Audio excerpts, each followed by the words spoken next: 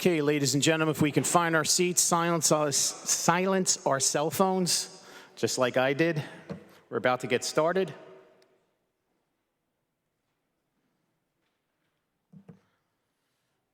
Okay, good evening, everyone. We are on the record. Today is Wednesday, the 9th day of March in the year 2022. This is a city council meeting of the Jersey City Municipal Council. We had a scheduled 6 p.m. start, and the clock on my cell phone is showing 6:04 p.m.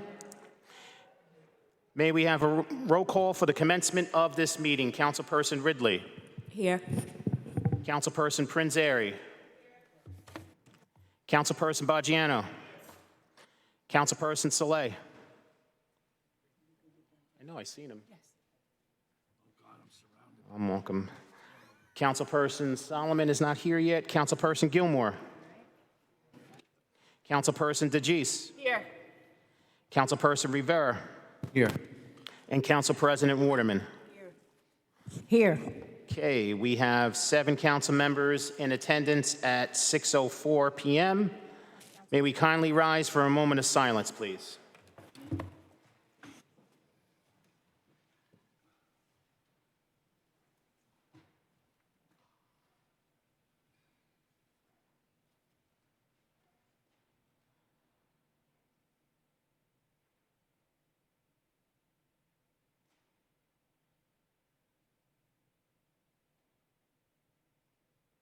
Thank you very much. Kindly remain standing as we salute the flag. I pledge allegiance to the flag of the United States of America and to the republic for which it stands, one nation, under God, indivisible, with liberty and justice for all. Yusuf, remember silence. And I will mark Councilperson Saleh present You've been warned. at 6:05 p.m. So we now have 8 council members in attendance at 6:05 p.m. On behalf of Council President Waterman, in accordance with New Jersey Public Laws of 1975, Chapter 231, the Open Public Meetings Act, also known as the Sunshine Law, adequate notice of this meeting has been provided by the posting on the bulletin board of the first floor of City Hall, the annual notice, which is the schedule of meetings and caucuses of the Municipal Council for the calendar year 2022, and filed in the office of the City Clerk on Thursday, October 28, 2021. In addition, at its time of its preparation, the agenda of this meeting was similarly disseminated on Friday, March 4th, 2022 at 4:30 p.m. to the Municipal Council, Mayor, Business Administrator, Corporation Council, and the local newspapers, and posted on the city's website, so I can certify as to our total compliance with the Sunshine Law. All right, council members, regular order of business, if you would allow me to read the first readings into the record. Item 3.1, City Ordinance 22-025 is an ordinance to exceed the municipal budget appropriation limits and to establish a capped bank calendar year 2022. Item 3.2, City Ordinance 22-026 is an ordinance amending Chapter 148, Discrimination, to include a pay transparency regulation for Jersey City employers in the Jersey City Municipal Code. Item 3.3, City Ordinance 22-027 is an ordinance supplementing Chapter 332, Vehicles and Traffic, Article 9, Parking for the Disabled of the Jersey City Code, designating a reserved parking space at various locations throughout the city. Item 3.4, City Ordinance 22-028, an ordinance of the City of Jersey City and the County of Hudson, New Jersey, establishing Chapter 135 to create a permit requirement to operate a crane. Item 3.5, City Ordinance 22-029 is an ordinance of the Municipal Council of the City of Jersey City vacating a portion of Commercial Street from the intersection of Caven Point Avenue and the New Jersey Turnpike overpass. And last but not least, item 3.6, City Ordinance 22-030 is an ordinance reappropriating $11,290,625.16 of the proceeds obligations not needed for their original purpose in order to provide various capital improvements in and by the City of Jersey City and the County of Hudson, New Jersey. Okay, council members, I'm going to be taking a vote for introduction on items 3.1 through 3.6. And before I do that, I just wanted to record Councilperson Solomon present at 6:08 p.m. So we now have all 9 council members present at 6:08 p.m. So council members, I'm taking a vote on items 3.1 through 3.6. Councilperson Ridley. Aye for introduction. Councilperson Prinzary. Aye for introduction. Councilperson Baggiano. Aye for introduction. Councilperson Saleh. Aye for introduction. Councilperson Solomon. Aye for introduction, but on 3.6, looking to work with the administration on understanding our capital plan before second reading. You're voting aye on all, correct? Yes. Okay, sorry. Councilperson Gilmore. Aye. Councilperson DeGise. Aye for introduction. Councilperson Rivera. Aye for introduction. And Council President Waterman. Aye for introduction. Items 3.1 through 3.6 are unanimously introduced, 9-0. All right, on to our second reading ordinances. Our first second reading ordinance is item 4.1, City Ordinance 22-018, is an ordinance amending Chapter 53, Personnel, Article 11, Fixed Salaries, to modify the salary for council president and council members of the City of Jersey City. This is a public hearing on this ordinance. Any member of the public wishing to be heard, please come up to the podium and state your name for the record. Okay, I see, just give me 1 second. Gene Daly. I'm going to start you, if I remember how to run this. Ready? Yes. Go. Yes, this is Jean Daly, and again, I'm before Council President Waterman to make an apology about something I said last week regarding to Councilman Rivera. He had left following the union people, and therefore wasn't around for public comment, and I was very angry and upset about it because we need all of you to listen to us. I had said that you spoke out of both sides of your mouth. I found that physically impossible, so I'm completely wrong on that. I express my apology because it's not the way to be. But regardless, I'm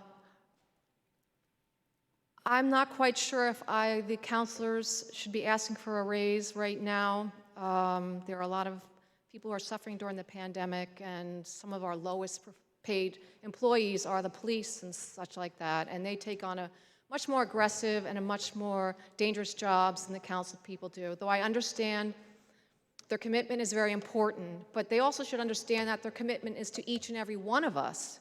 We may not be in your ward, but your votes change how our city.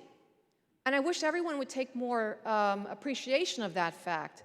The one thing is, though, I'm concerned about people who have full-time employment, whether they can do both jobs, because to be a council person, it's a full-time job. I just can see it for those who really dedicate themselves and how much time they put towards it.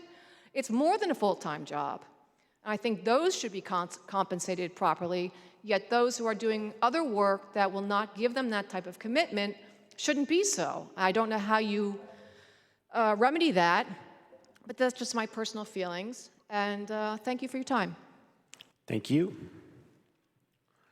This is still a public hearing on City Ordinance 22-018. Any member of the public wishing to be heard, please come up to the podium and state your name for the record. Motion to close. I have a motion to close the public hearing on City Ordinance 22-018 by Councilperson Rivera. Do I have a second? Second. Say that again? It's me, Sean. Oh, thank you, Councilperson Baggiano. Seconded by Councilman Baggiano. On the motion to close the public hearing on City Ordinance 22-018, Councilperson Ridley. Aye. Councilperson Prinzary. Aye. Councilperson Baggiano. Aye. Councilperson Saleh. Aye. Councilperson Solomon. Aye. Councilperson Gilmore. Councilperson DeGise. Councilperson Rivera. Aye.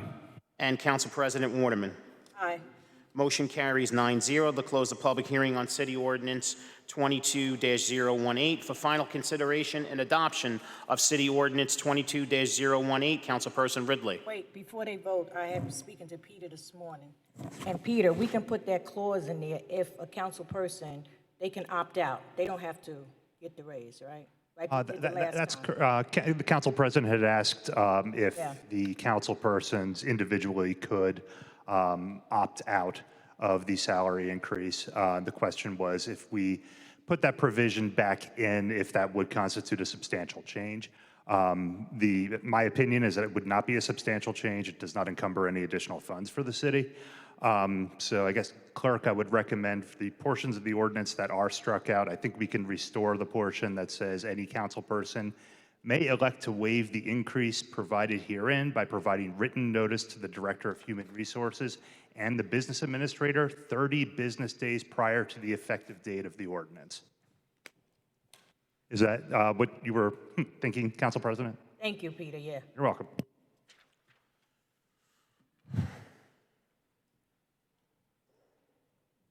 Go ahead, Sean. Okay, I'm trying. All right, so before we take a vote on City Ordinance 22-018, we need a motion to amend City Ordinance, Motion to amend. hold on, Second. sorry. Motion to amend City Ordinance 22-018 as explained by Corporation Counsel Baker. Motion was made by Councilperson Rivera. Seconded, I didn't hear the second. Was it by Councilperson DeGise? Prinzary. Prinzary, sorry. Princess. On the motion to amend City Ordinance 22-018, Councilperson Ridley. Aye. Councilperson Prinzary. Aye. Councilperson Baggiano. Councilperson Saleh. Aye. Councilperson Solomon. Aye. Councilperson Gilmore. Aye. Councilperson DeGise. Aye. Councilperson Rivera. Aye. And Council President Waterman. Aye. Motion carries 9-0 to amend City Ordinance 22-018. For final consideration and adoption of City Ordinance 22-018 as amended, Councilperson Ridley. Aye. Councilperson Prinzary. So after the census, we were labeled a Class 1A city, and I think it's important that across the board, we look at salaries for all of our employees.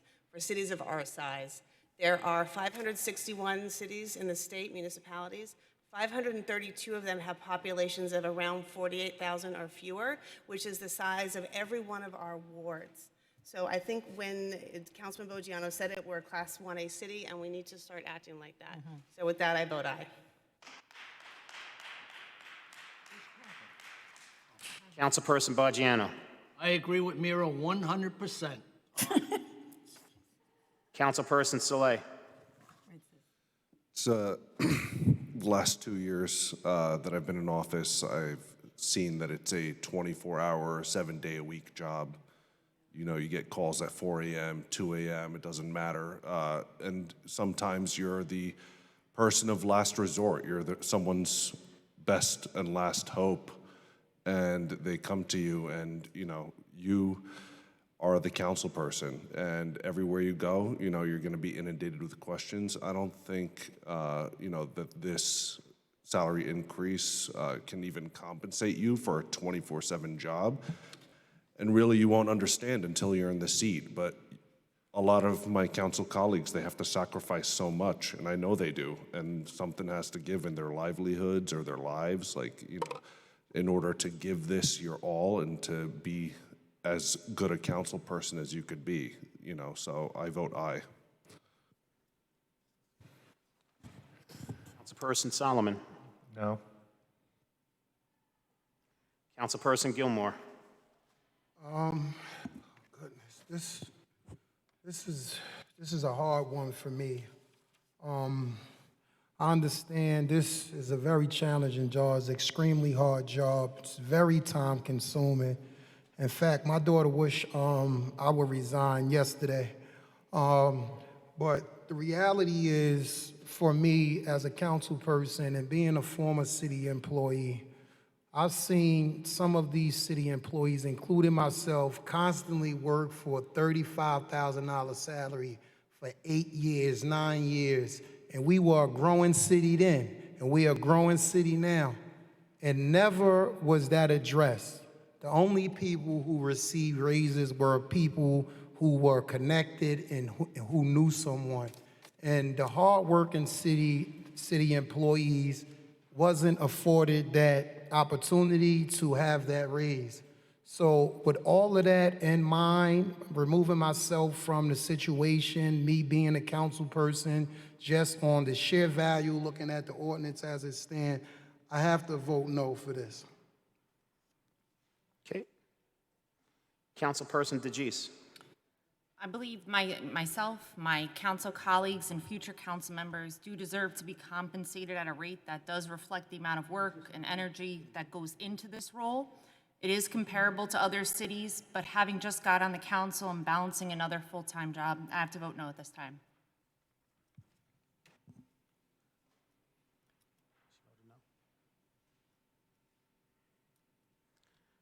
Councilperson Rivera.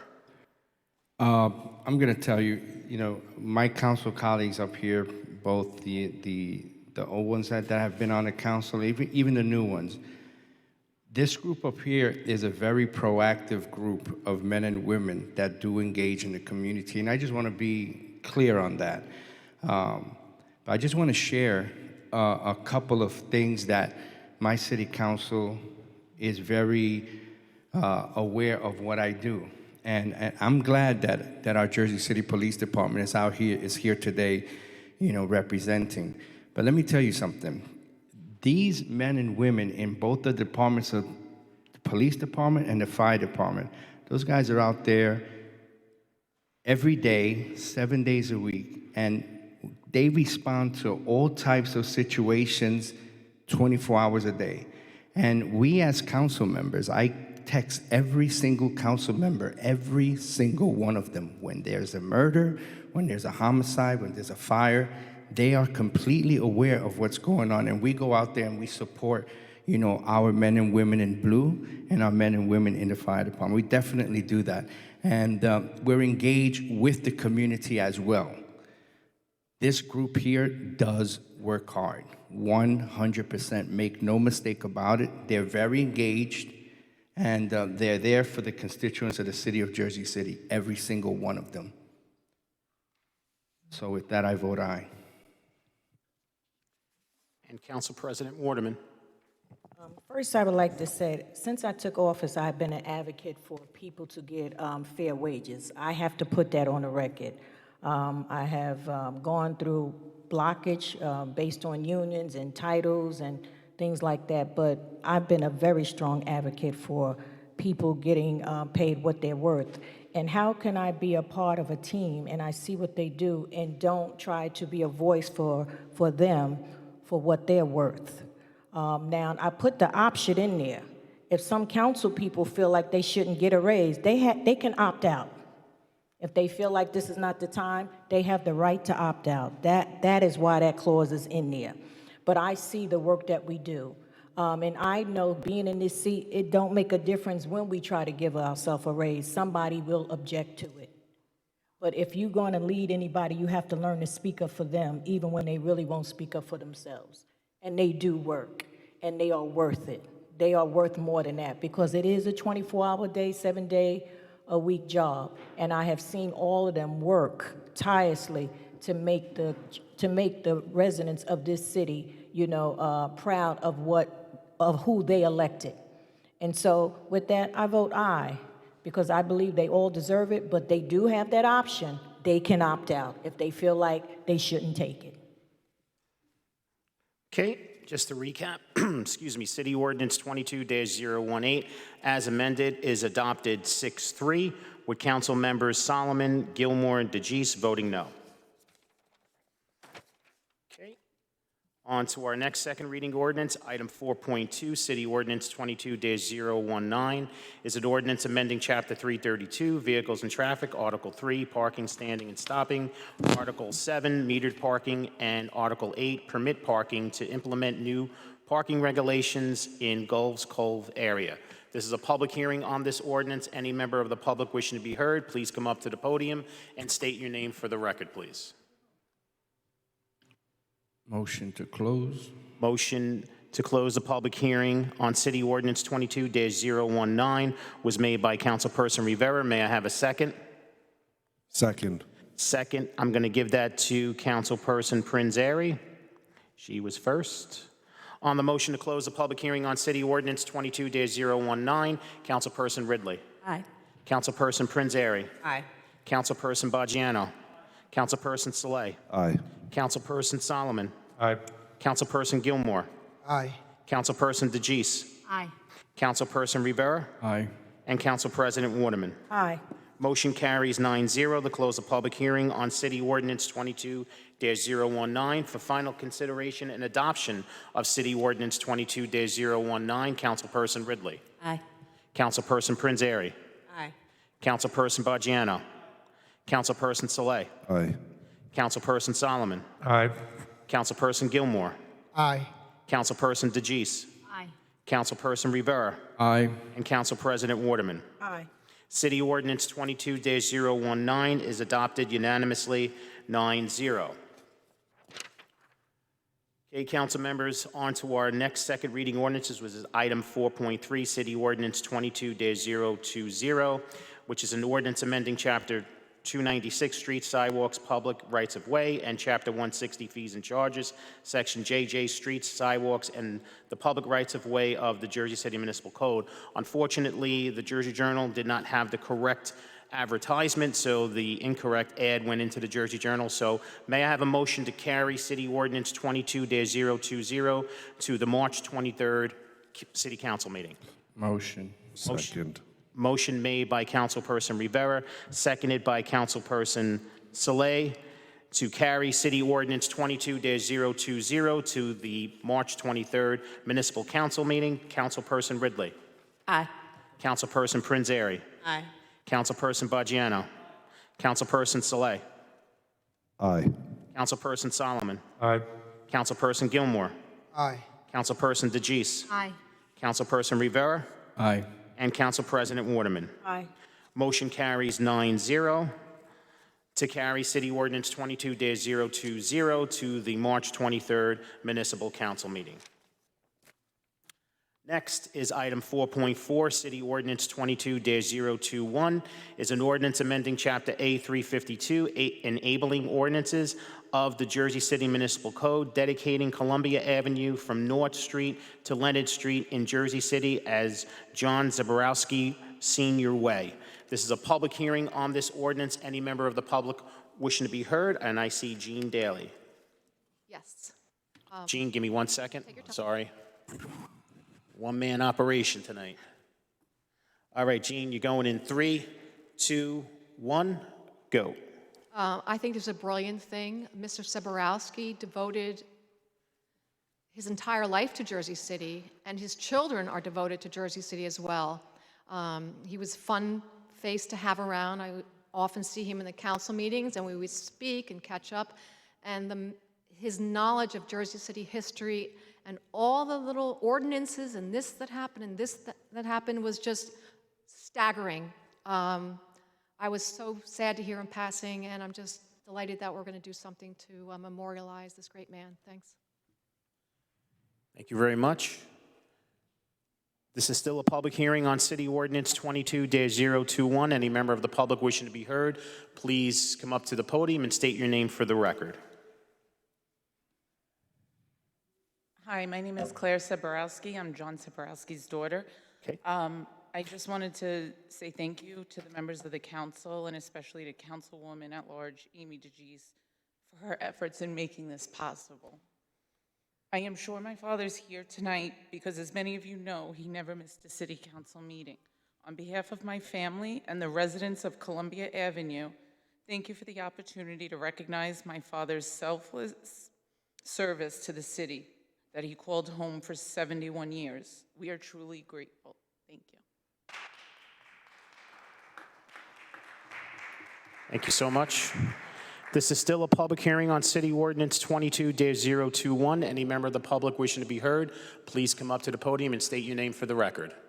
Motion to close. Motion to close the public hearing on City Ordinance 22-021 was made by Councilperson Rivera. May I have a second? Second. Ridley. Thank you. You guys are knowing me very well. And that was a second made by Councilperson Ridley. On the motion to close the public hearing on City Ordinance 22-021, Councilperson Ridley. Aye. Councilperson Prinzary. Aye. Councilperson Baggiano. Councilperson Saleh. Aye. Councilperson Solomon. Aye. Councilperson Gilmore. Aye. Councilperson DeGise. It's an honor to take part in this ordinance that we started as one of my first actions. This is just to close the public hearing. Oh, sorry. Wrong time. Hold on. Aye. Gotcha. Councilperson Rivera. Aye. And Council President Waterman. Aye. Motion carries 9-0 to close the public hearing on City Ordinance 22-021. For final consideration and adoption of City Ordinance 22-021, Councilperson Ridley. Don't worry, Councilwoman DeGise. It happens to all of us. It's part of the initiation process. With that, I vote aye. Councilperson Prinzary. So first of all, to the family, like I said before, thank you for sharing your father with us. One of the things that's been so nice to be back in person is getting to see regular fixtures here at the council meeting, like your father, like Jean, like so many people who are here with us at every single meeting. We really do appreciate your time and your comments and your thoughtfulness for being stewards of our great city. So thank you again, and proudly vote aye. Councilperson Baggiano. I knew John for years and years. When I lived up on Hague Street, I met him a long time ago, and I miss him on the planning board because he really stood up for the 1- and 2-family homeowners in this city here. And John, being honest with you, I miss you. So I vote aye. Councilperson Saleh. John Soborowski, he was a larger-than-life figure who touched all our lives. He was a man of honor and courage and a profile of selfless service, not just to the Heights, but all of Jersey City. And may we remember him and honor the service that he did for our community. He blazed the trail, and may we follow his example, forever memorialized on John Soborowski Way. Aye. Councilperson Solomon. I proudly vote aye. I got to know John at downtown community meetings, and I had thought he was a downtown resident. And I asked him which neighborhood he lived in. He told me he lived in the Heights. And I was like, well, why are you downtown? And he's just like, I care about Jersey City. I want to know what's happening. And that was all you needed to know. He was a man who was interested in making the city better, and only that. So proudly vote aye. Councilperson Gilmore. Aye. Councilperson DeGise. Very happy to be part of this ordinance. It may seem minor, but it's so significant for myself and this family, which I'm a part of. Man who lived, breathed, and just was dedicated to Jersey City. I'm happy that this will be there and will preserve his legacy and his love and remind people to appreciate their community. And I thank Council President Waterman and her committee and the family for working on this and making sure it's done. I vote aye. Councilperson Rivera. I mean, to describe your dad is just simply amazing. You know, he's been missed ever since. We don't see him. He would sit right there where Jean Daly is right now, every single time. And he'll be missed. He is missed. I vote aye. Great job. And Council President Waterman. I had the pleasure of working with your father on the planning board. And I remember when he did his bucket list and he did the skydiving and he brought the pictures in and he just was so excited. And he was so excited about it. But one thing he was proud of his family. And he would talk about his family and his grandchildren to the board all the time. And when Christmas came, he was so proud of, making sure the house was, lit up. Those are the conversations that I had with your father because family is important. Family is very important. And so I know he leave a legacy. He's a great man, and sometimes you don't know how great your parents are until they're gone. And I'm letting you know, your father was a great man. He was a pillar of Jersey City. So God bless him. God bless you and your family, and I proudly vote aye. I'm glad I had an opportunity to work with him. If I can proudly say, City Ordinance 22-021 is adopted unanimously 9-0. Congratulations to the Zabrowski family. Well-deserved honor. Well-deserved.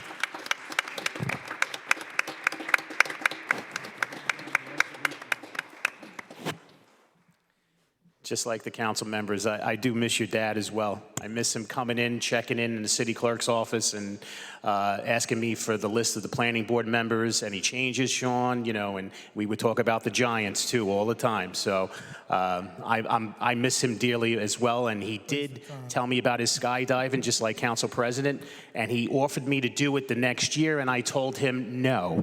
But thanks for the invite. So again, well-deserved. Great honor. Alrighty, on to our next second reading ordinance, item 4.5, City Ordinance 22-022 is an ordinance amending Chapter 160 of the Jersey City Code to revise the fees for administration of government by the city clerk and fees for resident parking permits, and to amend Chapter 332 to revise the requirements for resident parking permits. This is a public hearing on this ordinance. Any member of the public wishing to be heard, please come up to the podium and state your name for the record. Motion to close. Motion made by Councilperson Rivera to close the public hearing on ordinance 22-022.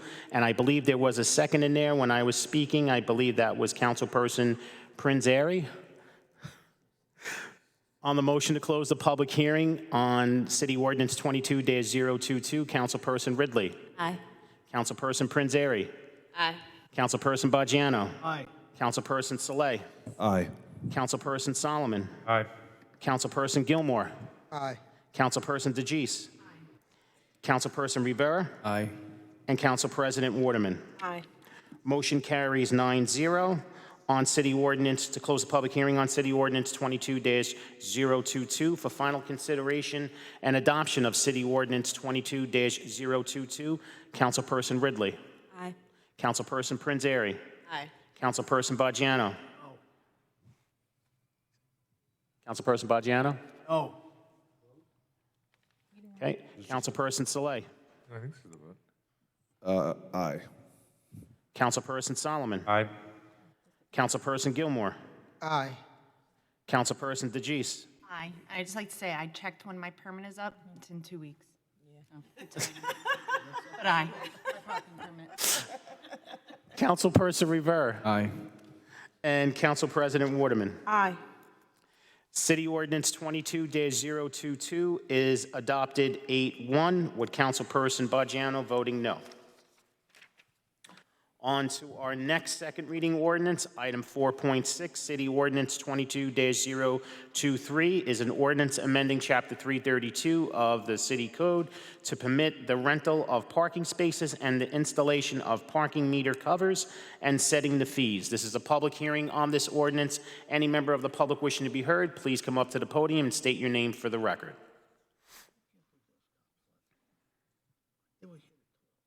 Motion to close. Motion made by Councilperson Rivera to close the public hearing on City Ordinance 22-023. May I have a second? Second made by Councilperson Prinzary. Oh, now they're playing with me. I'm going to learn how to this is Sean. What's that? Nothing. Okay, the second was made by Councilperson DeGise to close the public hearing on City Ordinance 22-023. Councilperson Ridley. Aye. Councilperson Prinzary. Aye. Councilperson Baggiano. Aye. Councilperson Saleh. Aye. Councilperson Solomon. Aye. Councilperson Gilmore. Aye. Councilperson DeGise. Aye. Councilperson Rivera. Aye. And Council President Waterman. Aye. Motion carries 9-0 to close the public hearing on City Ordinance 22-023 for final consideration and adoption of City Ordinance 22-023. Councilperson Ridley. Aye. Councilperson Prinzary. Aye. Councilperson Baggiano. Aye. Councilperson Saleh. Aye. Councilperson Solomon. Aye. Councilperson Gilmore. Aye. Councilperson DeGise. Aye. Councilperson Rivera. Aye. And Council President Waterman. Aye. City Ordinance 22-023 is adopted unanimously 9-0. Our last second reading ordinance, item 4.7, City Ordinance 22-024, which is an ordinance of the Municipal Council of the City of Jersey City adopting amendments to the Harsamusse Cove Station Redevelopment Plan and to alter regulating plan maps and streets sections, as well as the intensity summary tables of the West Neighborhood District. Council members, as discussed at the caucus, we will have to ask for a motion to carry City Ordinance 22-024 to the March 23rd meeting, a council meeting, because it does have to be referred back to the City Planning Board before the City Council can take a final vote. Motion. I have a motion. Sorry, can I interrupt for a second? Sure. Do we know what date it's at the planning board? Because I just want to make sure that the March meeting makes sense. Councilman, I believe it's 2 weeks from now. There was a planning board meeting this week. I'll get the exact date for you.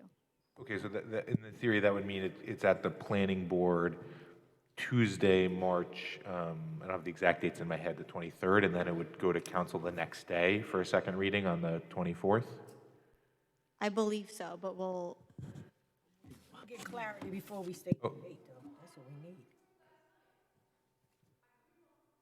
Okay. No, Gene. Okay. let us get it. I mean, we can always carry it a We'll second figure time this if we out. need to. So I just wanted. Yeah, I would get some recommend clarity. carrying it to the upcoming meeting. Okay, and we can If it always doesn't carry match it the again. planning board schedule, we'll push it back another council meeting. Yep, Okay. you definitely do that. So I have a motion made by Councilperson Rivera to carry City Ordinance 22-024 to the March 23rd Municipal Council meeting. May I have a second? Second. Second made by Councilperson Saleh. On the motion to carry City Ordinance 22-024 to the March 23rd Municipal Council meeting, Councilperson Ridley. Aye. Councilperson Prinzary. Aye. Councilperson Baggiano. Aye. Councilperson Saleh. Aye. Councilperson Solomon. Aye. Councilperson Gilmore. Councilperson DeGise. Aye. Councilperson Rivera. Aye. And Council President Waterman. Aye. Motion carries unanimously 9-0 to carry City Ordinance 22-024 to the March 23rd Municipal Council meeting. As discussed, council members, as discussed at the caucus, we have an intention to make a motion to remove item 11.1, City Ordinance 22-010 from the tabled agenda? Yes. May I have a motion? What is, Motion. Motion was made by Council President Waterman. May I have a second? Second.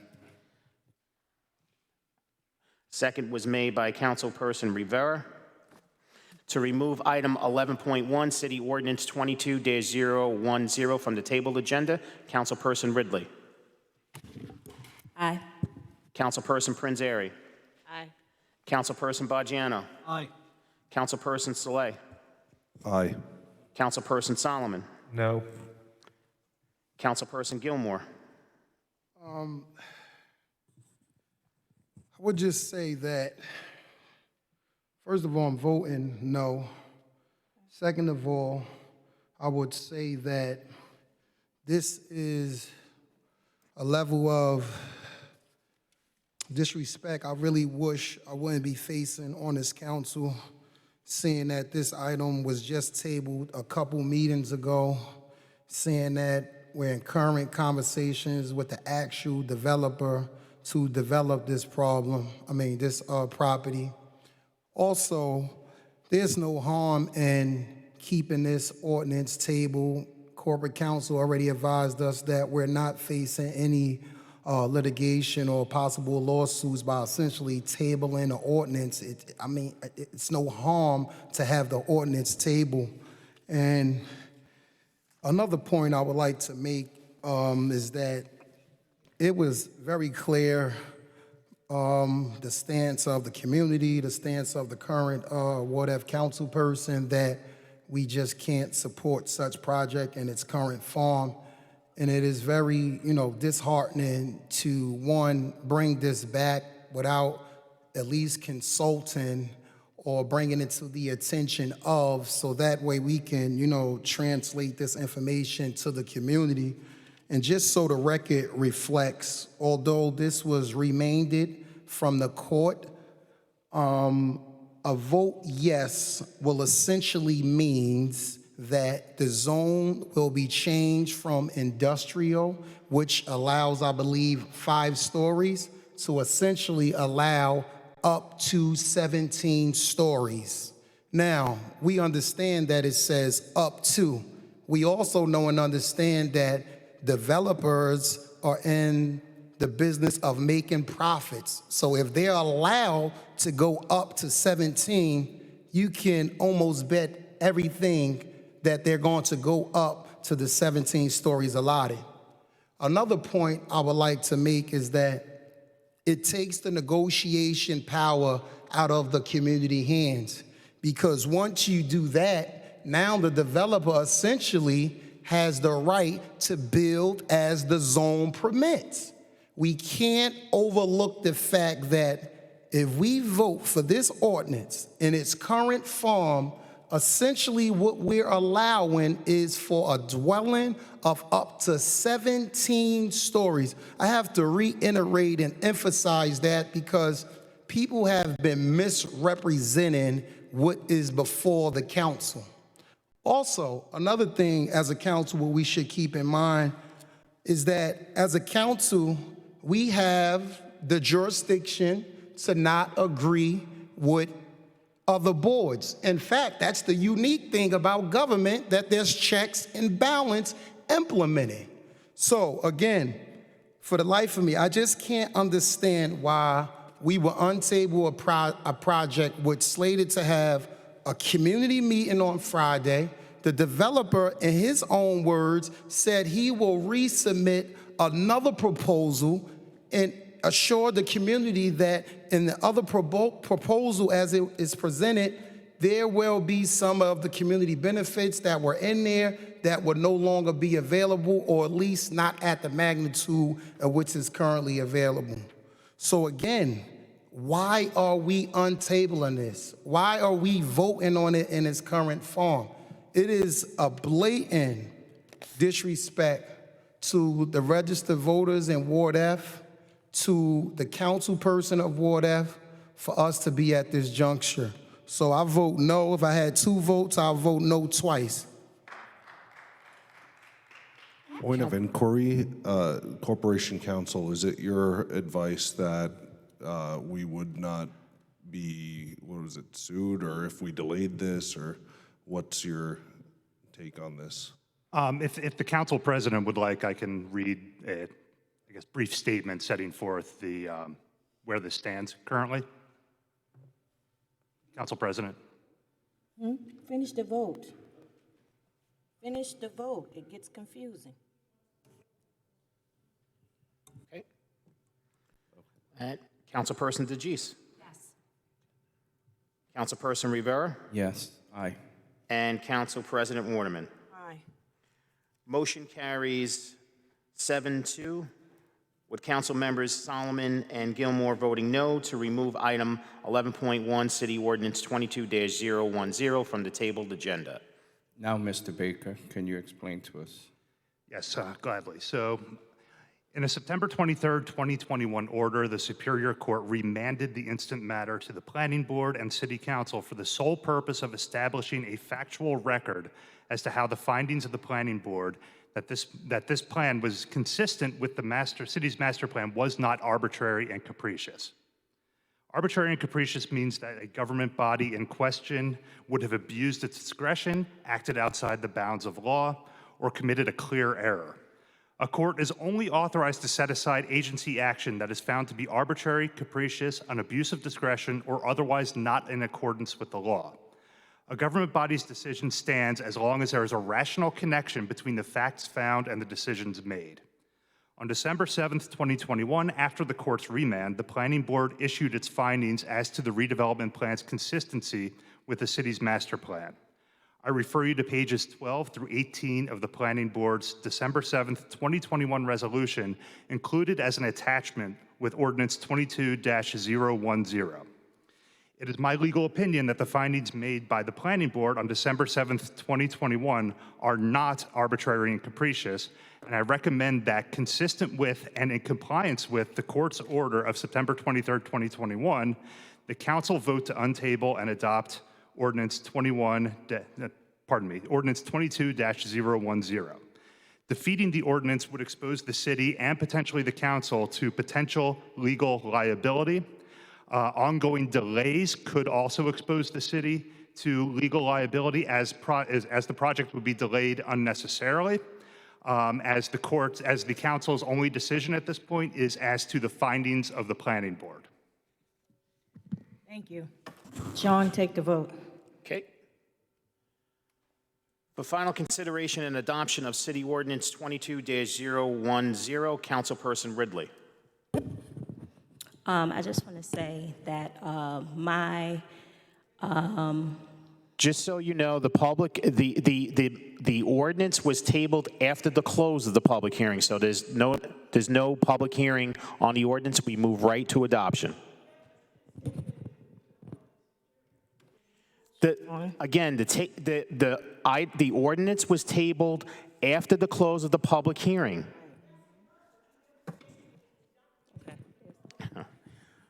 Councilperson Ridley, you can continue. Yes. Okay. So I want to say that I understand Councilman Gilmore's concerns about this ordinance and these changes. And like I stated before, he has my commitment to working with him in the community before this goes for site plan approval to the planning board. And I'm making that commitment again. And I'm also asking the developer, Mr. Montz, who is here, that he stick to his commitment that he made during the last community meeting that I attended to work with that community and any way possible reduce the size of that building. But I do feel that what we're voting on today is not the project itself, and that is the job of the planning board to vote on, and there will be another opportunity for the community to voice those concerns. And I'm hoping that the developer and the community can come to some sort of middle ground before it even gets to the planning board, and that those meetings happen before they get to the planning board, and I will attend. So with that, I'm going to vote aye to move forward with the amendment. Councilperson Prinzary. So knowing that this is a technical vote, knowing that there are meetings set up to have conversation about potential changes to the plan, knowing that this is something that the council, we had already previously voted on, I'm going to go ahead and vote aye. I do understand Councilman Gilmore's concerns and know that I'm here to support you in these community meetings moving forward before it goes to the planning board. Councilperson Baggiano. No. Councilperson Saleh. This is a narrow question, and I'm voting aye, but a message to the developer: you must work with the community and with the council people to their satisfaction.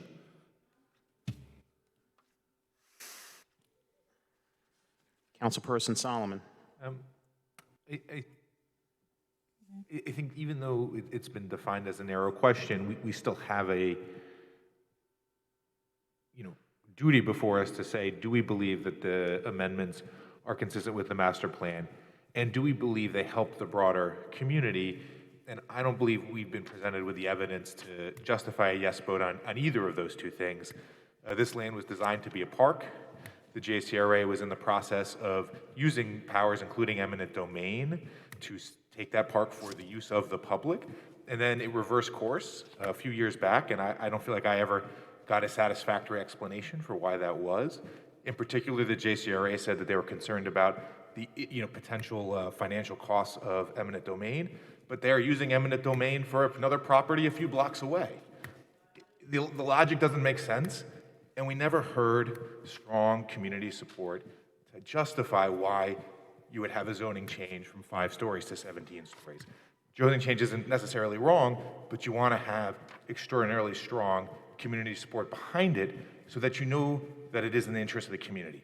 And I don't feel that the evidence was ever presented to the council to justify that. So I vote no. Councilperson Gilmore. Yes, I just think that as a council person, my job is to, one, be informed with the decisions that I'm making, two, make sure I'm listening to the concerns of the community, and three, voting in the interest of the community. So at this juncture, in its current form, I can't support this legislation. And this is how we take the power from the community, because now, instead of having a contract in writing with signed signatures, we have a gentleman's agreement. What happens in a gentleman's agreement?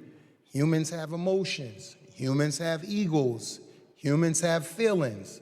They tend to do what they want to do. It's normal, it's a normal human emotion.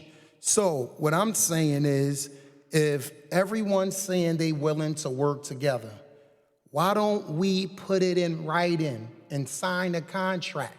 You're not gonna sell your house on a gentleman's deal, and then the developer come and tell you, oh no, as soon as the inspection come, yeah, I'm gonna give you the price that we agreed on. No, you put it in writing for a reason. So again, this is just, it's operating backwards.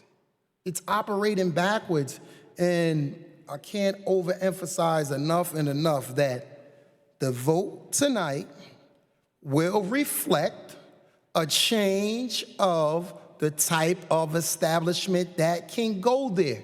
I have to keep reiterating that so that we all know exactly what we are voting on tonight. So again, if I had 2 votes, I would vote no. So I'm voting no. Councilperson DeGise. Yes. Councilperson Rivera. Aye. And Council President Waterman. Aye. City Ordinance 22-010 is adopted 6-3, with Council members Baggiano, Solomon, and Gilmore voting no. Okay, on to our public hearing, request for a public hearing. First speaker, 5.1, John Powers. John? Not here. Item speaker 5.2, Ernesto. Kirch Glacier. Ernesto? Not here. Leticia Cofield. 5.3. Leticia? Okay. Gary Springrun. Sorry, Gary. Just give me 1 second. I'll get the camera on you. And I'll give you the countdown. You're going in. Whoop, that camera's not on you. There we go. Okay, you're going in 3, 2, 1, go. Hello. First, I want to address the first reading for pay transparency. I want to commend the council for bringing this forward. This is extremely important for the city and for the nation as a whole. In the end, policies like these prevent discrimination and are in the best interests of the business themselves, no matter what they may think. So I definitely want to commend this. Next, I want to move on to, of course, the resolution that is approving the purchase of a Rook vehicle as part of the UASI program. And there's been a lot of hubbub about this in the news and social media. I just want to make a few comments. I acknowledge this is part of a grant, and this will cost us in some way. There was the administrative time and effort and consideration to move forward with such a grant, and also the consequent training, maintenance, and storage of such a device. Second, it pains me to see Jersey City riding on the coattails of the American military-industrial complex, the federal government earmarking $615 million for these grants while ignoring the basic needs of the people. But the biggest point for me comes in another cost in the form of opportunity cost.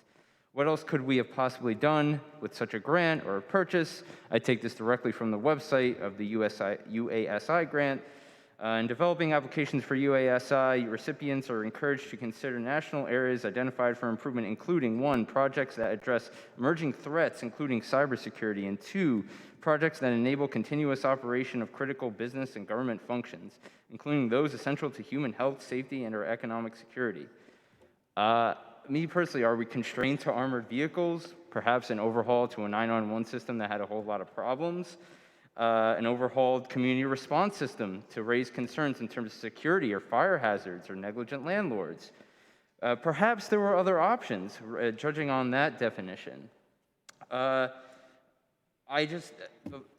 Ultimately, we have people who are hungry, people in dire situations who aren't having their basic needs met, new developments with units that cannot be afforded by essential workers, a lack of recourse against retaliatory and negligent landlords. We have a school system constantly told to do more with less, a water infrastructure system that needs that $1 billion sooner rather than later. Now, I understand that there are a fair amount of plans in motion for these issues, but of course there are tie-ups, some with the federal government, some not.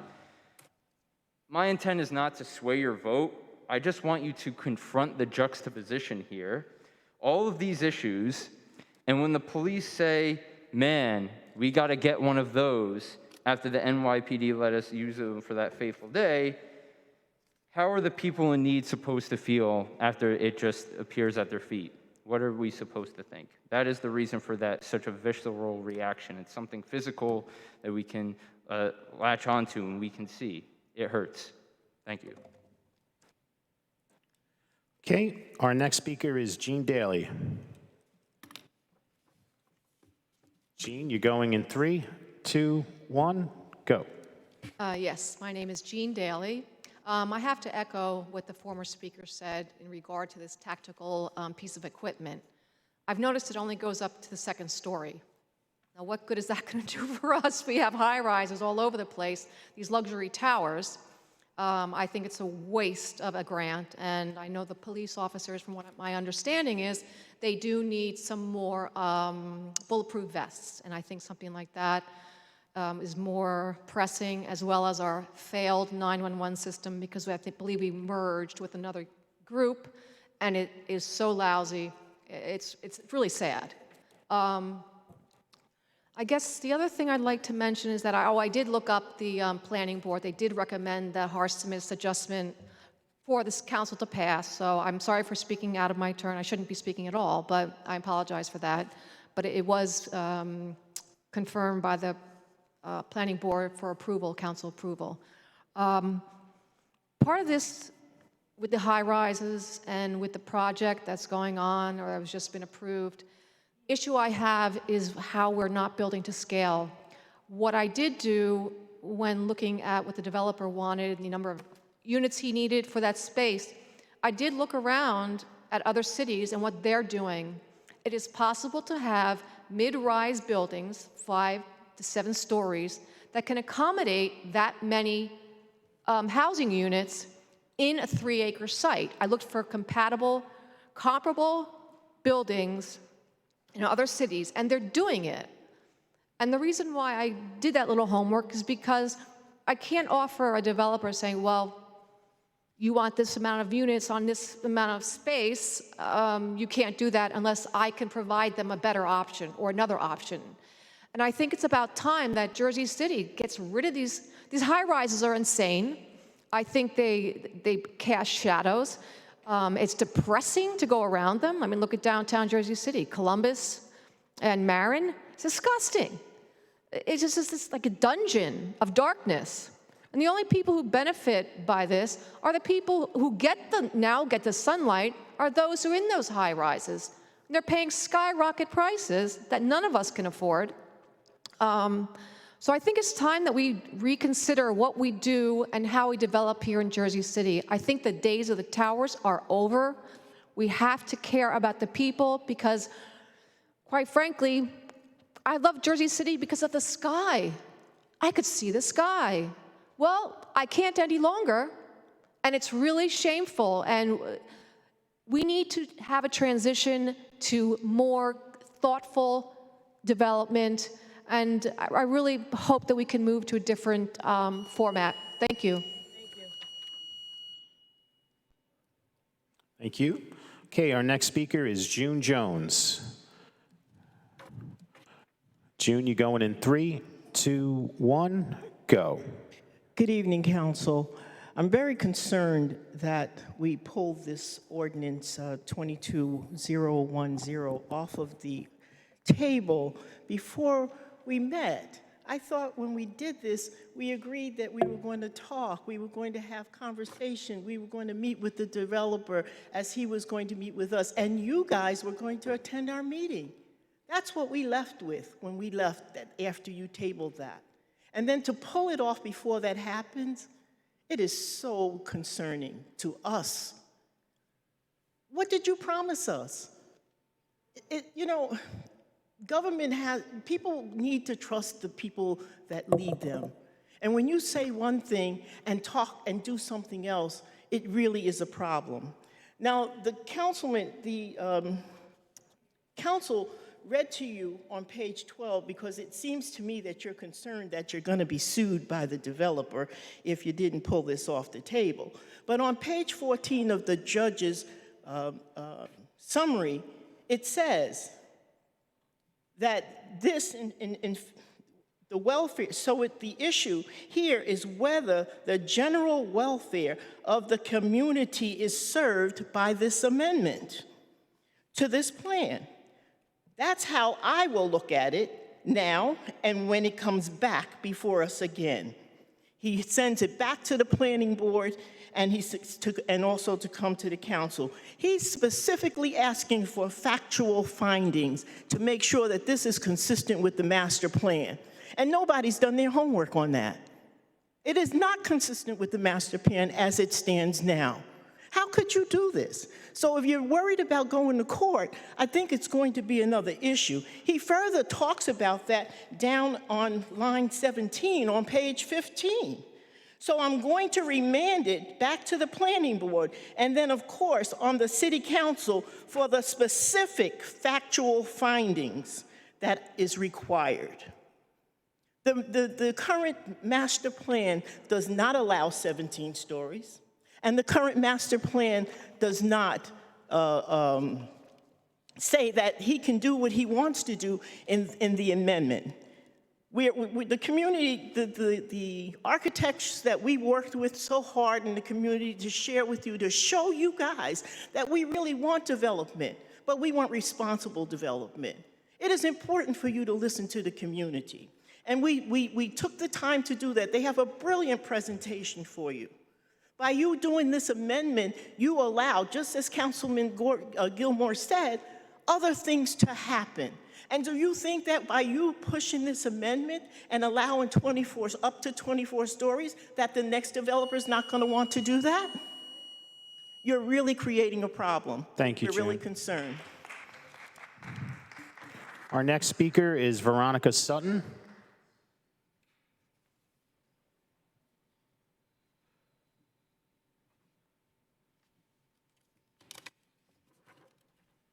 Okay, Veronica, your time is going to start on my countdown. You're going in 3, 2, 1, go. Good evening, Council. My name is Veronica Sutton, and I have worked in this arena of real estate development for almost 30 years. And I implore you to think about what you just voted on in terms of the Morris Canal redevelopment plan and those amendments. You know, it's okay for Jersey City to become a world-class city, but it's something wrong when its indigenous residents become the underclass. Most of the redevelopment plans in the hardest areas of Jersey City have been pioneered by community development groups. Individuals with families who decided they wanted their communities to change. And I know each of you understands that. It's the power of change that causes us to be our best and to deliver our best for generations to come. This is about legacy. This is about your families, our family, my family. You know, I'm here in Jersey City. I'm the third generation. My father worked for the city. My mother was a school teacher.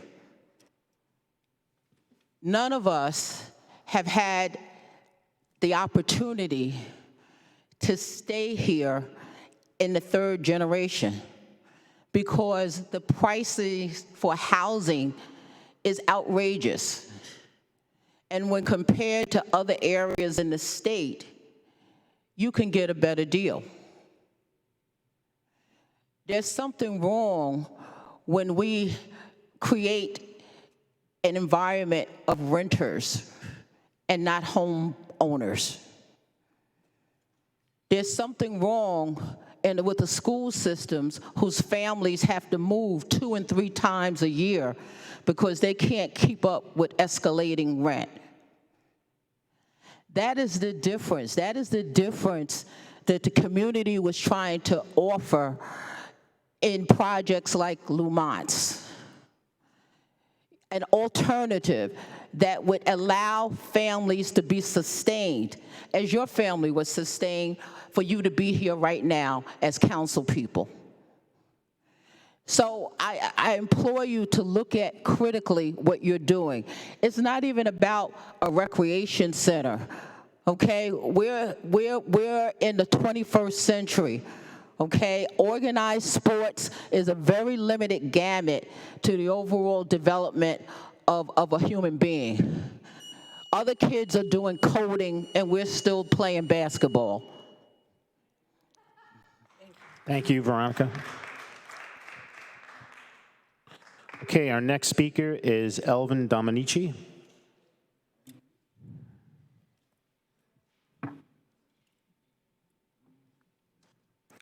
Okay, Elvin, your time is going to start on my countdown. You're going in 3, 2, 1, go. Good evening, Council.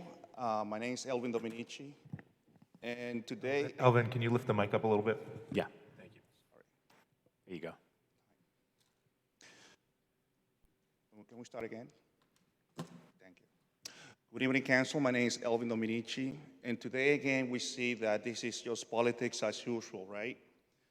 It is shocking to me that the qualification to be a council in Jersey City is either not have the ability to listen to the community and be able to be unmoved by situations that is happening with the developer that is going down in Berry Lane Park. It's a 22010 ordinance, if I'm not mistaken. So I can see that, you know, it's nothing against the developer, right, coming into the city and trying to create a project that can, you know, be lucrative and make money. But when you actually, as council people, come here and just raise your hand without taking in consideration the voices of the community that live in that area, and not even having a conversation properly with a council person that represents those people, that's just horrible. I personally have debates with some of you publicly in the last campaign, and some of you were saying that you have an independent mindset and you never will be following up the agenda of the person that is leading the city government in Jersey City. Guess what? You all lie. I applaud Councilman Boyano for sticking to his gun and actually voting no for the project. But to see people that even didn't show up to defend their own record, right, for the last 8 years, that's just you know, horrible. To see people that haven't even produced an ordinance for the last 8 years, that's just horrible. And we're ready to also increase the salary to $80,000 to $85,000 to have people that are not being productive for this community. We cannot allow that anymore. What I'm saying is, the bottom line is this project has to be back to the community. Now the developer just left because he said, whatever we say here, it's not gonna change the fact that you already voted for it. And we need to prevent that. And guess what? Political machines, they run out of oil, they run out of gas. Sooner or later, they're gonna be removed. And I'm telling you, your record is gonna be the fact that is gonna make that happen. Thank you. Okay, our next speaker is Philip Carrington.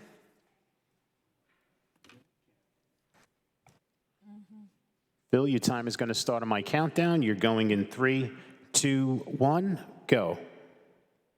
Council President Waterman, members of the City Council, I am Philip Carrington. Looking back in retrospect to the last 2 weeks, I made mention of the vaccines. I made mention also of Michelle Massey from Jacksonville Main Street and Jermaine Robinson of refusal to meet with me.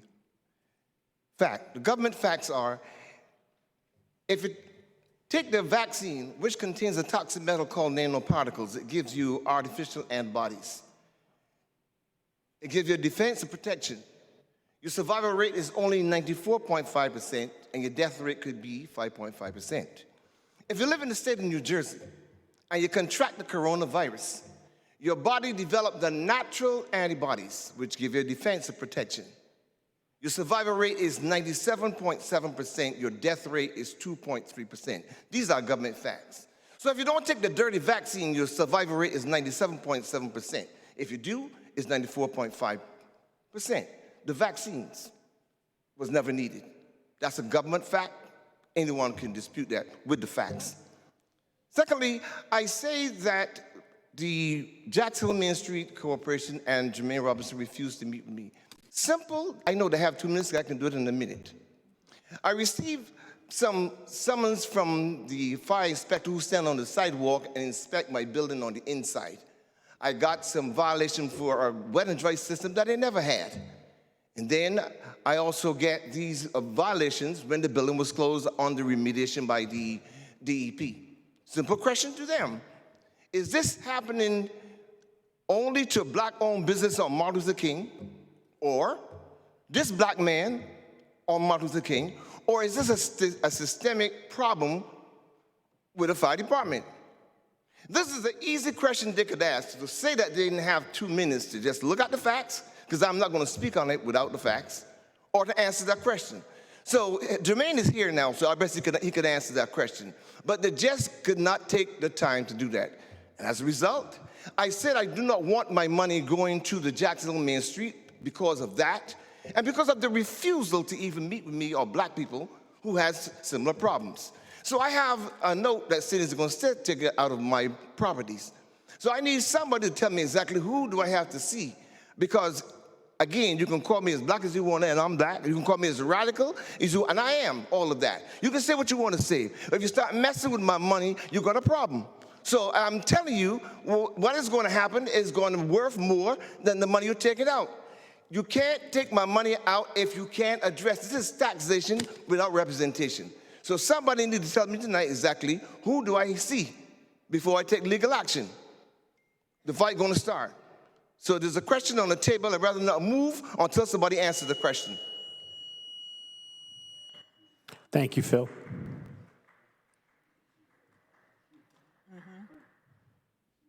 That's your friend. Okay, our last speaker is Jermaine Robinson. There's a question on the floor. Do I get an answer? Phil, Yes, ma'am. I'll talk to you on the side, okay? Very well.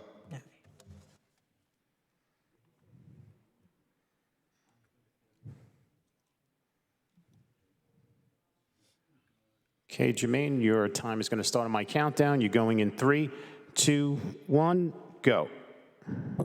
It feels good to be back here in person.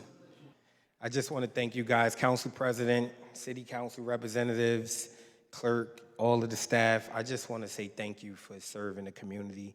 We know how hard it gets, and you guys are doing it, and you deserve an applause. You deserve everything you can. I came really to speak about the Morris Canal redevelopment. It's a lot of talk about it wasn't city meetings, but there's been dozens of meetings over the last 3 years. One of the reasons I'm standing on this side tonight is because we talked ad nausea about recreation and things for the kids to do. When I became a city council representative, they asked me to do 3 things: affordable housing, minority participation, meaning jobs, and something for these kids to do to get them off the streets. Myself and the council president sat on the the Affordable Housing Trust Fund, and we had historic numbers of affordable housing. I work with Ridley and Prince Airy with the Fad Park, getting that done over. We worked to get Berry Lane Park getting done over. We worked to create new parks over on MLK to Bethune Park to get that done over, to offer these kids something to do. But I tell you guys tonight, I'm standing here on this side of the podium and not sitting up there with you because we failed miserably, and I take all responsibility at giving these kids something to do and to create opportunities for minorities to succeed in this space. We fought for Jackson Hill and we fought for the Container Village. but it wasn't enough. We fought for the parks. It wasn't enough. And every time I see a 13-year-old get murdered on the street or a 13-year-old out there with a gun, I realize we're doing something wrong because we're failing our kids. I mean, I know Solomon downtown, you got 90-story buildings going up and they get school after school after school after school after school. And the hood get left out every single time. I fought for this project, 17 stories. You're right, might be a little bit too big, but it's the right thing to do for the community because we finally get Jersey City's first recreation facility, and we finally get a minority business program that will train. And it's not just about recreation, it's about the coding that somebody else talked about. There's classrooms, there's gyms, and we're moving recreation from an unreachable place outside over in Cave and Point, and we're moving them to Berry Lane Park. We have to do more. We have to take a look at ourselves and understand what we're doing. And every time I sit and I talk to people about recreation in the city that don't have kids or don't have youth in this city, it makes my stomach turn because we have to do more. Thank you guys for serving. I appreciate it. Clerk, I appreciate the time. I'm going to have to start looking at you, you and your Taylor. I should probably have a suit on. But thank you guys for serving. I appreciate it. Thank you. Thank you, Councilman. Thank you, Councilman. Councilman. Okay. Council President, you ready? Yeah, I'm ready. Okay. Petitions and communications. Any questions or comments on items 6.1 through 6.18? Hearing none, there are two Office of Communications, items 7.1 and 7.2. Any questions or comments? No report of directors, so we're going to go right to the claims and addendum number 1. So, council members, we're taking a vote on claims and addendum number 1. Councilperson Ridley. Aye. Councilperson Prinzary. Aye. Councilperson Baggiano. Aye. Councilperson Saleh. Aye. Councilperson Solomon. Aye. Councilperson Gilmore. Aye. Councilperson DeGise. Aye. Councilperson Rivera. Aye. And Council President Waterman. Aye. Claims and addendum number 1 are approved unanimously, 9-0. Okay, council members, we're moving on to our resolutions. We're going to be taking a vote on items 10.1 through 10.14. Again, that's items 10.1 through 10.14. Councilperson Ridley. On 10.3, I just want to say congratulations to the women of the Moose on their 70th anniversary. And with that, I vote aye for all. Councilperson Prinzary.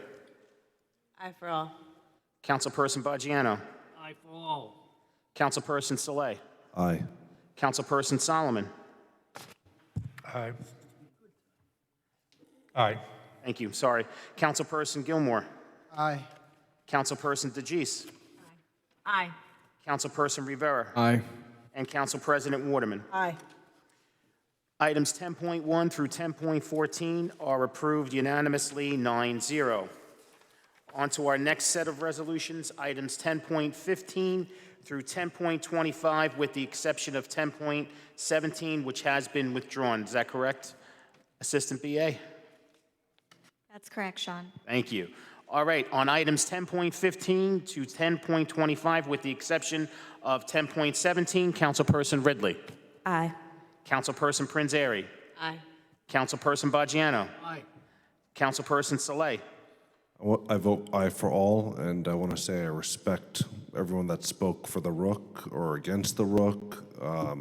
It's a defensive capability, and I believe that that grant was specifically for the Rook. And it's a federal government grant for municipalities our size. It is to protect negotiators, protect police officers in these kinds of situations. I wish we didn't have to purchase this, but after December 10th, 2019, we have to protect our residents and protect the first line responders. And if we do want to bring a negotiator or a social worker in that kind of a situation, we need to have them protected. And this can also be used for other capabilities. such as search and rescue, has different attachments to it, so that's why I voted aye for it. Okay, Councilperson Solomon? I'm going to vote aye for all as well. On 18, just want to briefly mention, one, it's a grant, so we don't want to lose the money. I do think it's the idea that Gary brought up of the idea of could we have spent it on other things, I think is a very point well taken. We, as a city council, don't really have that ability to be able to sort of pick and choose which items we want to purchase. But when Public Safety Director Shea walked through all the incidents in which that item could be used, all of which were sort of defensive, all of which were in the interest of keeping officers and negotiators safe, that convinced me that it might be the right a step forward for the city. So I'm going to vote aye for all. Okay, Councilperson Gilmore? Yes, I'm going to vote aye for all. But 10.18, I've done more than my due diligence. In fact, it was because of me that the topic is even a topic of discussion at the community caucus. I brought it forth to the community. We've called the Rook Company. We've asked for several instances where other jurisdictions, what they were using it for. And when I took this job, I mean, there's public records of me disagreeing with the public safety director on several instances, but when it comes to something that's beneficial to the community, then, you know, I have to vote in the interest of the community. And what was very profound for me is the instance he gave in which this machine could have been used, and that's the incident that was on Clinton Avenue, Clinton and the Boulevard. I was actually at the site. I can actually visualize and see how this would have been beneficial in that instance where the individual was barricaded in the car. And I mean, it makes sense. If you're in a situation trying to negotiate with a hostage, it makes sense for that person to be close to you. You don't want people in the surrounding areas to be panicked. You're yelling or talking over a megaphone or things like that. I mean, I do understand the concerns of the community, but again, we must represent exactly what this instrument is. There's no weapons on it. It's a defense mechanism. And as much as we praise the Jersey City Police Department, if there's a device that's going to protect them to do their job, then we have to vote in the interest of that. So that's what I'll say with regards to that. So I'll vote aye. Councilperson DeGise? Aye. Councilperson Rivera? Aye. And Council President Waterman? Aye. Items 10.15 through 10.25, with the exception of 10.17, which has been withdrawn, are approved unanimously 9-0. Okay, council members, for the balance of our resolutions, we're going from items 10.26 through 10.40. Again, it's the balance, so it's going from 10.26 to 10.40. Councilperson Ridley. Abstain on 35 and aye for all the rest. So you're abstaining on 1035 and aye on all the rest, correct? Thank you. Councilperson Prinzeri. Aye for all. Councilperson Baggiano. Councilperson Saleh. Aye for all. Councilperson Solomon. Aye for all. Councilperson Gilmore. I'm going to vote aye for all, and I'm going to vote no on 35. Okay. Thank you. Councilperson DeGise. Aye for all. Councilperson Rivera. Aye for all. And Council President Waterman. Aye for all. Okay, if you can just allow me to recap, items 10.26 through 10.34 are approved unanimously 9-0. Item 10.35 is approved 7-1-1 with Council Member Ridley abstaining and Councilperson Gilmore voting no. Before I ask for a motion to adjourn, we do have a special birthday in the house today, which I failed to recognize in the beginning of the meeting, but we can still sing happy birthday to her, and it's our council president who is celebrating her wonderful birthday today, so. Sean? Yes. Sean? Also, Councilman Saleh's birthday as well. You know what? That's right. His councilperson Soleil's birthday was a couple of days ago. Let's I'd like to wish celebrate them- both of them and sing happy birthday to them. I'd like to wish happy both birthday both to council everybody. people a Lead us happy into it. 29th birthday. Thank you. Congrats, both of you. Who's going to lead us? Danny. I'm going to lead for council president. Happy birthday to you. Happy birthday to you. Happy birthday, dear Council President. And Councilperson Soleil. Happy birthday to you. Thank you, thank you, thank you. Motion to adjourn. And So, after with that hearing, being said, we have a motion to adjourn made by Councilperson Rivera at Second. 7:28 p.m., seconded by Councilperson Mr. Soleil. Mr. Clerk, there were items, did we cover 37 through 40? Okay. Yes. My apologies. That's okay. I was too distracted by the singing, Mr. I have a very good voice, I know.